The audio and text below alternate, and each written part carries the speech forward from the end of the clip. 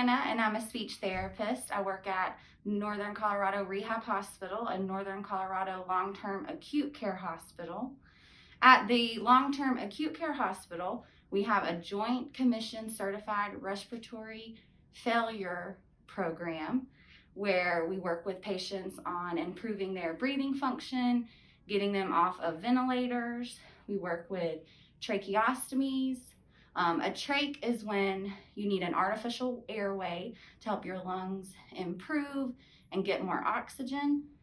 Speech therapists work with these trach patients on safe eating and drinking with the tracheostomy. We also work with them on their voicing and communicating with the trach. The goal is to have patients be decannulated, which means having the trach removed, and speech therapists work with these patients from the beginning of the process all the way to the end of the process.